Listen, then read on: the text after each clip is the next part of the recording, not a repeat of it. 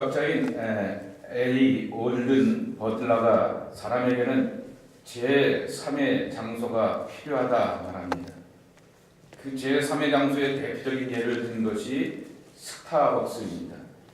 스타벅스가 이제 사람들이 많이 다니고 교통이나 여러 가지 사람들의 그러한 비지한 곳을 찾기도 하지만은 사회학적으로 심리적으로 보게 되어서 이 건축학자가 말할 때 에드월드 버들러라고 하는 분이 이 스타벅스가 잘 되는 이유는 나만의 공간을 만들어 주었기 때문이다라고 하는 것이죠. 일상의 모든 것을 뒤로하고 자신이 갖고 싶어하는 세계와 가치에 집중할 수 있도록 사람들에게 오픈하였기 때문에 그 스타벅스가 잘 되었다라고 하는 것입니다. 제3의 장소, 첫 번째 장소는 집 혹은 가정이라고 하는 것입니다. 사람에게 있어서 가장 의미 있는 장소이죠. 내 사람들을 만나고 내 자식들을 만나고 나와 함께 소중한 삶을 나누는 그러한 가족들 속에서 우리는 의미를 발견하게 된다라고 하는 것입니다. 두 번째로는 일터, 직장, 비즈니스라고 하는 거죠. 첫째로는 생존의 문제를 해결하게 되고, 그리고 내가 어떤 능력과 재능을 갖고 있는지 자신의 존재 이유를 밝혀낼 수 있는 장소가 바로 일터라고 하는 것입니다.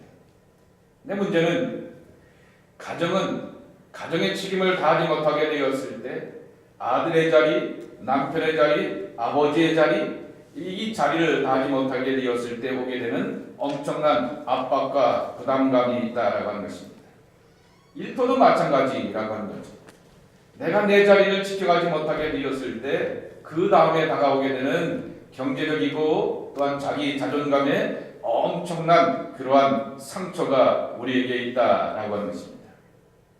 이 두 자리는 정말 소중한 자리이지만은 의무와 책임을 다하지 않으면은 정말 그 다음을 향하여서 엄청난 부담이 다가오기 때문에 최선을 다할 수밖에 없다라고 하는 것입니다. 근데 이 자기의 모든 의무와 책임을 내려놓고 나만이 쉴 수 있고 나만이 즐길 수 있는 그러한 제3의 공간들을 사람들은 찾아간다라고 하는 거죠. 흔히 지하 베이스먼트를 남자들을 향하여서 맨스케이프, 남자들의 동굴이라고 이렇게 표현하듯이 그와 같은 장소가 필요하다라고 하는 것입니다. 멀리 여행을 떠나서 한 발자국 두 발자국 이렇게 뛰어넘어서 객관적으로 보기를 원하지만은 날마다 우리가 여행 가면서 살 수 있는 사람들이 그렇게 해안에 많지를 않습니다. 매일매일 일상의 삶 가운데서 의미 있는 장소를 만들고 찾아가야 되는데 이 제3의 장소를 만들어 놓은 사람들이 건강한 삶을 살아갈 수 있다라고 하는 거죠. 집에서 아버지 노릇하고 남편 노릇하고 아들 노릇한 다음에 일터에 가서 내 할 일을 다 하고 나서 나만이 치유받고 쉼을 얻을 수 있는 그러한 공간이 필요하다라고 하는 것입니다. 이것을 우리는 신앙 속에서 한번 풀어보려고 합니다. 신앙인은 삶의 가치와 값진 의미를 언제나 하나님 안에서, 하나님과의 관계 안에서 발견하고 찾고 합니다. 저는 그 장소를 구약의 개념인 성소라고 하는 그러한 표현을 가지고서 소개하고 싶습니다. 구약의 성전에 가게 되면은 제사의 뜰 마당이 있습니다. 이방인의 마당이 있고 여인들의 마당이 있고 일반 유대인들이 들어오게 되는 마당이 있습니다. 보편적인 사람들이 들어가는 뜰과 마당이 있는 것이죠. 그 다음에 구별되어서 들어가는 장소가 뇌인들과 특별히 제사장들이 언제나 하나님 앞에서 하나님의 인재를 경험하며 하나님 앞에서 I'm ready, 주님, 하나님 저는 당신의 일을 위하여서 준비가 되었습니다 라고 고백할 수 있는 것이 성소입니다. 그 다음에 여러분이 잘 아시는 것처럼 구별된 이스라엘의 한 사람의 대제사장만이 들어가는 것이 지성소이고, 이 지성소도 대표자 대제사장이 1년에 겨우 한 번 대속죄일에 들어가는 그러한 장소이기 때문에 제가 여러분들에게 소개하고 싶은 것은 성소라고 하는 것입니다. 베드로전서 2장 9절 표현에 있는 것처럼 하나님의 은혜로 구원받고 새로운 존재가 된 우리 모두를 향하여서 왕같은 제사장이다 라고 말합니다. 너희는 택하신 족속이요 왕같은 제사장이며 거룩한 나라의 그의 백성이다 라고 우리를 소개하고 있는데, 우리는 우리의 삶의 장소인 가정과 일터와 그리고 하나님 안에서 나만이 하나님을 경험하고 은밀하게 치유받고 새로운 부르심으로 나아가는 그러한 성소가 준비되어 있는가라고 하는 거죠. 마틴 루터는 하나님과 우리와의 관계 속에서 저와 여러분을 제사장이다 라고 소개하였습니다. 베드로는 바로 하나님의 백성으로서 우리는 새로운 가치와 존재로서의 자부심으로서의 이 제사장이다 라고 말씀하여 주셨습니다. 제사장은 그 거룩함과 신실함이 드러나지 않게 되면 사람들이 인정하고 존중할 수가 없는 것이죠. 결국 내가 내 삶의 자리에 일터에서 하나님의 거룩한 신실함을 드러내지 못한다라고 하면은 그것은 바로 제사장의 참모습이라 말할 수 없을 것입니다. 저는 지난 주간에 영남교에서 주관하는 선교적 교회 포럼에 참여하여서 여러 가지 이렇게 세미나를 함께 쭉 나누다가 영국 성공회에서 주목받는 FX 교회를 소개받고 참 새로운 그러한 안목을 얻게 되었습니다. FX 무슨 공상과학 영화 같아 보이죠? 근데 그 말의 뜻은 Fresh Expression of Church입니다. 교회에 관한 새로운 expressions, 표현들, 그것의 약자가 바로 FX라고 하는 그러한 교회입니다. 이 FX 교회 가운데 어떤 교회가 있냐면은 커피숍 교회가 있고요, 숲속 교회가 있고요, 도서관 교회가 있고요, 스포츠 교회 등 여러 가지 표현들을 가지고서 교회가 세워지고 있다라고 하는 것입니다. 우리는 물론 고린도전서 3장의 말씀을 통하여서 우리 몸 안에 하나님의 성령이 거하시기 때문에 우리는 성전이다라고 말하게 되지만은 이것은 사실은 신학적인 표현이고 성서적 의미의 표현이지, 그것을 가지고서 당신이 교회입니다라고 말할 때 그 교회는 결코 행정적이거나 실제적인 공동체로서의 교회의 모습은 아니었다라고 하는 것입니다. 그런데 이 성공회에서 커피숍, 숲속의 모임들, 도서관에서의 모임들, 스포츠 클럽에서 모여지는 그 모임들을 향하여서 교회다라고 하는 그러한 제도권을 말한다라고 하는 것입니다. 영국에 이렇게 세운 교단이 영국의 국교라고 하는 성공회라고 하는 사실을 다시 한번 기억하시기를 바랍니다. 개신교단 가운데서 이 성공회와 같은 개신교 카톨릭을 품하여서 성공회와 같은 교단이 몇 군데 있습니다. 첫째로는 노만 캐톨릭이 그래왔고요, 두 번째로는 성공회가 그렇고요, 세 번째로는 감리교가 그렇고요, 네 번째로는 구세군이 그렇게 합니다. 여러분, 천주교에서 공소라고 하는 말을 들어보셨을 것입니다. 신부가 없고 어쩌다 한 달에 한 번, 1년에 몇 번 와서 예배드리는 처소를 공소라고 말합니다. 지금은 감리교에서 희미해진 단어이지만은 기도처라고 하는 말이 있습니다. 오지에 거기에 목회자가 파송되어서 목회하지 못하게 되고 순회 전도자가 돌아다니면서 전도하여서 모이는 사람들을 향하여서 때로는 예배드려주고 성만찬을 행하는 그 공간을 기도처라고 감리교에서 말합니다. 미국 연합감리교에서는 non chartering이라고 하는 말을 하게 됩니다. 아직까지 차터가 되지 못한 교회라고 하는 거죠. 행정적으로 미비하고 재정적으로 미비하고 그리고 목사가 온전한 그러한 목사로서 퀄리파이가 되지 않게 되었을 때 non chartering church라고 하는 그러한 표현을 쓰게 됩니다. 이러한 이 하이 처치들은 강조하는 것이 예식입니다. 그리고 또한 추기경이나 주교 혹은 감독이라고 하는 분의 그 권위를 굉장히 강조하게 되어 있습니다. 그런데 이러한 성공에서 이렇게 숲속에서 모여지고 커피숍에서 모여지는 그것을 향하여서 하나의 거룩한 교회이다라고 하는 그러한 표현을 쓰고 이 공간을 허락하고 제도를 허락하는데 내주었다라고 하는 그러한 사실인 것입니다. 영국에서 부흥하는 교단이 두 곳이 있다라고 말하게 됩니다. 하나는 오순절 계통, 순복음 계통의 교회이고, 다른 하나는 정말 우리는 쇠퇴해지는 통계라고 말하게 되었던 성공회가 다시금 부흥을 이뤄가게 되는데, 그 통계 자료를 가만히 들여다보게 되었더니 순복음교회 오순절 교단보다 무려 이 성공회가 2배 이상이나 부흥하였다고 하게 됩니다. 제가 착각을 하여서 이번 주일을 웨슬레 회심주일로 이렇게 알고 준비를 하여서 자료를 살펴보게 되었는데, 참 이 성공의 이야기를 보면서 의미심장한 것이 많았습니다.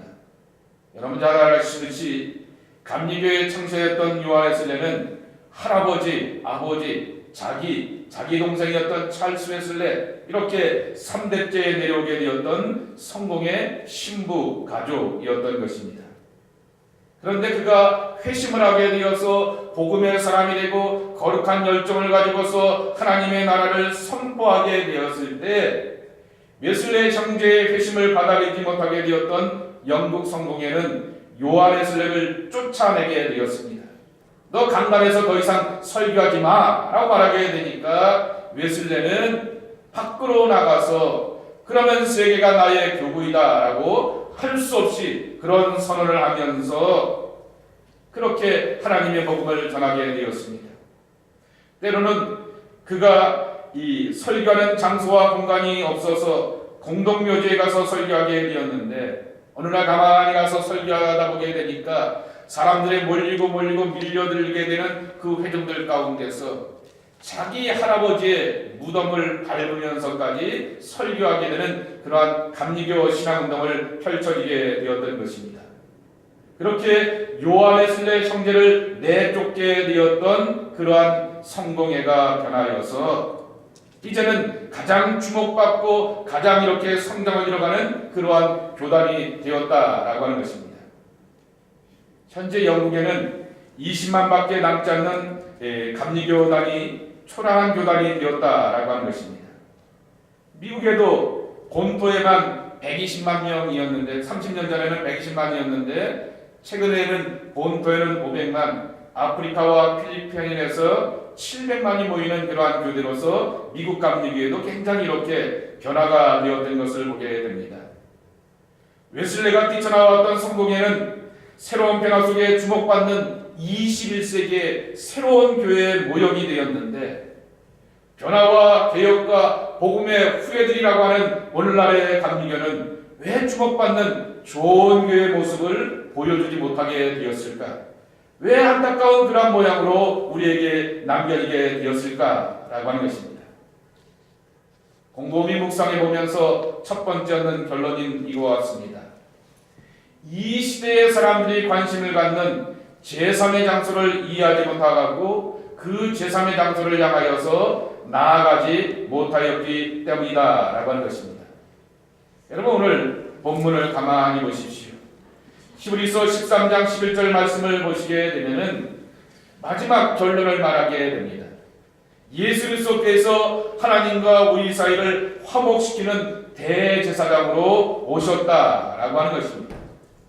근데 제일 중요한 것은 제물이 되었던 예수님은 그 제단의 피가 지성소에 뿌려지면서 하나님과 우리 사이를 연결을 시키며 화목하게 하는 거룩한 속죄물이 되었고, 제사의 그러한 제물 가운데서 피는 뿌려지게 되고 그 고기와 육체는 다 이렇게 성문 밖에 진영 밖으로 내어지게 되었던 것처럼 예수의 몸은 성문 밖으로 나아가게 되었다라고 하는 것이죠. 그러면서 지성소에만 머물지 말고 성문 밖에 예수님이 나가셨던 것처럼 우리도 성문 밖으로 나가자라고 하는 것입니다. 그 죽은 육체의 짐승을 버리는 영문 밖에 대제사장이 안 나가게 되었지만은 예수 그리스도는 그 죽은 육체와 같이 영문 밖에 나가서 바로 세상을 구원하는 일에 쓰임 받게 되었다라고 하는 것입니다. 예루살렘으로 나가시게 되었, 예루살렘 진영에 머물러 계신 것이 아니라 예루살렘 진영 밖으로 나가시게 되었던 주님처럼 우리도 주님을 만나고 주님을 경험하기 위하여서 영문 밖으로 나가야 한다라고 하는 것입니다. 여기 13절에 보게 되면은 이렇게 말합니다. 우리도 그의 치욕을 짊어지고 영문 밖으로 그에게 나아가자라고 하는 것입니다. 피만 값지고 거룩하게 쓰여지게 되었고 짐승의 그러한 육체는 영문 밖에 버려지게 되었듯이 예수 그리스도가 바로 이 땅에 오시게 되었을 때 치욕과 고난의 고통의 삶을 살게 되었고 그리고 또한 그 고난의 삶을 영문 밖에서 여전히 살고 계시다라고 하는 것이죠. 그러기에 우리도 성문 밖으로 나아가야 한다라고 하는 것입니다. 여러분은 성문 밖의 의미를 알 것입니다. 그것을 주변부라 말하기도 합니다. 그것을 또한 소외된 사람이라 말하기도 합니다. 그것을 또한 나에게 적용하게 되면 내 삶의 연약한 부분이라 이렇게 말하기도 합니다. 거기에 예수님께서 함께하여 주시고 임재하여 주신다라고 하는 것이죠. 사람들은 자기들로 세상으로부터 관심과 주목을 받지 못하였기 때문에 그러한 자기들만의 은밀한 공간을 만들어 놓게 되었고 자기들만의 모임으로 모여지게 되는데 자기식의 치유와 회복이 아니라 주님 안에서 치유와 회복을 가지고서 나아가는 그와 같은 모습이 되어야 한다라고 하는 것입니다. 두 번째로는 일상의 성소를 우리가 만들어가지 못하였다라고 하는 것입니다. 쉽게 말씀드리면은 우리가 매일매일 살아가는 자리가 하나님의 제사장으로서 거룩과 신실함을 보여주는 자리가 되어야 되는데 그리하지 못하였다라고 하는 것입니다. 삶 따로 예수 따로 생활 따로 예배 따로의 마음가짐은 하나님의 임재와 일상의 모든 삶을 다스리는 성령을 거부하는 실수가 된다라는 사실을 우리가 자각해야 할 것입니다. 예수님이 제자들을 부르시는 그러한 자리는 일상의 자리였던 것입니다. 고기를 잡다가 책임을 거두다가 나무 밑에 앉아서 자기 좋아하는 책을 읽다가 라고 하는 것입니다. 고기를 잡았을 때 그 몸에서 얼마나 비린내가 나게 되었고 그 손들은 얼마나 그물을 잡아당기고 바늘에 찔려서 거칠었을까라고 하는 것이죠. 세금을 거둔다라고 하는 얘기는 백성들로부터 왕따를 당하게 되는 그러한 존재들이었는데 그저 그렇고 볼품없는 그들이 예수님의 제자가 되었다라고 하는 것입니다. 종종 교인들이 그런 얘기를 합니다. 목사님은 직장생활을 안 해봐서 세상살이가 얼마나 힘들고 험한지를 몰라서 그래요. 그럽니다. 죄송합니다. 저는 많이 경험하지 못하여서 그럴 수 있을 것입니다. 정말 비즈니스를 하려고 하게 되었을 때 때로는 속고 속이고 하면서 그렇게 암묵적으로 거래를 하면서 우리가 수익을 따라오게 됩니다. 그런데 그렇고 그런 사람이었던 세금 거두게 되었던 마테오 같은 사람도 삭개오 같은 사람도 예수님의 제자가 되었다라고 하는 거죠. 그리고 하나님의 구원을 이루게 되었고 그들을 향하여서 지금보다 더 큰 일을 보리라 라고 예수님께서 말씀하여 주셨다라고 하는 것입니다. 하나님의 백성으로서 우리는 구원받았을 때 구원받은 것으로 끝나는 것이 아니라 어제의 영광보다도 더 큰 구원의 영광이 오늘 내 삶 가운데 임하게 되고 어제의 실수와 연약함을 향해서 덮어주면서 생활을 약속하시는 하나님의 소망이 나와 함께 하신다라고 하는 그러한 기대를 가지고서 살아가야 한다라고 하는 것입니다. 그러므로 우리는 영문 밖에서 나와 함께 하시는 하나님의 성령을 경험하면서 예수의 십자가를 넘기지고 감당할 수 있는 지혜와 능력을 사모해야 하겠다라고 하는 것입니다. 세 번째로는 자기를 내려놓으면 놓을수록 하나님의 성수를 경험하는 계기가 된다라고 하는 것입니다. 저는 이 17절의 말씀이 새삼스럽게 다가오게 됩니다. 너희를 인도하는 자들에게 순종하고 복종하라 그랬습니다. 여러분들에겐 선생이 있습니까? 여러분들에겐 인도자가 있습니까? 라고 하는 것입니다. 요한웨슬레 개신주의를 미리 준비하면서 요한웨슬레와 관련된 여러 자료들을 찾고 읽으면서 기억나는 사건이 하나 있습니다. 미국에 가서 첫 선교를 하는 가운데서 풍랑과 이 폭풍의 두려움과 공포 속에서 정말 곤란한 가운데 있게 되었던 그러한 요한웨슬레와 그의 동료들이었지만은, 근데 그 가운데서 평안하게 되었던 독일의 모라비안 교도들을 요한웨슬레가 만나게 됩니다. 그러면서 그들에게 꽂히게 되었고 그들의 모임에 자주자주 참석하게 되었습니다. 그들의 인도자 가운데 하나가 바로 독일에서 오게 되었던 뮬러 목사라고 하는 그러한 분입니다. 근데 이분과의 많은 교제를 나누게 되었는데, 그 웨슬레가 미국에서 사역에 실패를 경험한 다음에 고향으로 영국으로 돌아오게 되었습니다. 그랬더니 얼마 있지 않아서 모라비안 교도들을 인도하게 되었던 이 뮬러 목사도 이 독일에 방문하게 되었습니다. 너무나 반가우면서 함께 만나서 교제를 하게 됩니다. 그때 뮬러 목사의 권면은 위로 같습니다. 왜 아직까지 당신은 당신의 철학을 내려놓지 못하고 있습니까? 라고 하는 거죠. 자기의 철학과 자기의 신학을 왜 내려놓지 못하느냐? 라고 하는 것입니다.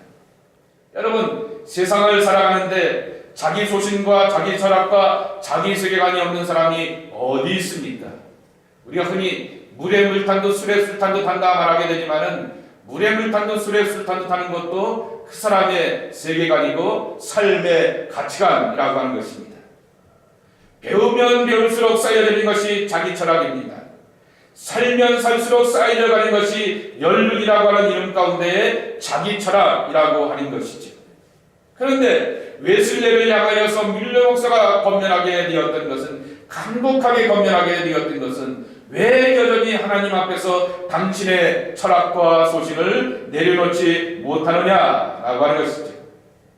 이 방법을 극복하는 것을 오늘 17절의 말씀이 권면하고 있습니다. 선생 앞으로 나오라 라고 하는 것이죠.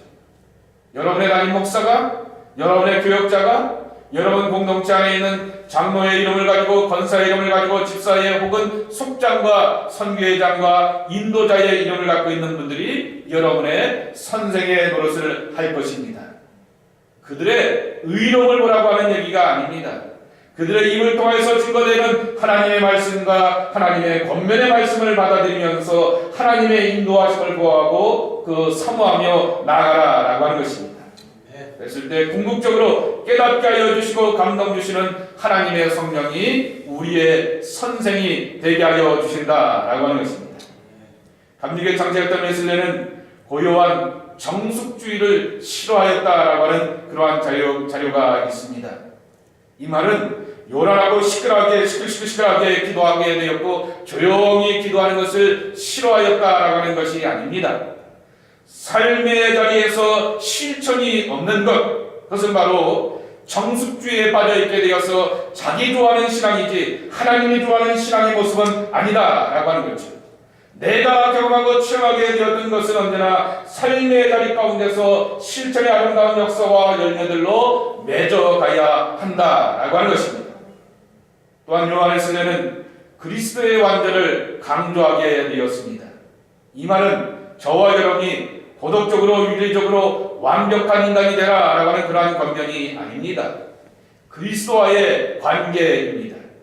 하나님의 성령이, 하나님의 예수 그리스도가 완전하시기 때문에 완전하신 그리스도께서 내게 전적으로 성령으로 머물러 계실 때 우리는 완전한 존재로 나아가게 된다라고 하는 거죠.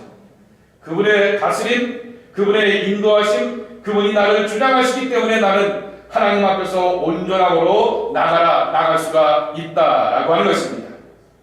하나님의 성령 없이 영문 밖으로 나아가는 것은 실패를 부를 수밖에 없습니다. 지금 살아왔던 것처럼 또 다른 실패와 연약함과 상처가 우리 앞에 있을 수밖에 없다라고 하는 것이죠. 늘 말씀을 드리지만은 하나님 앞에서 늘 내가 고백할 것은 나 갖고는 안 돼입니다.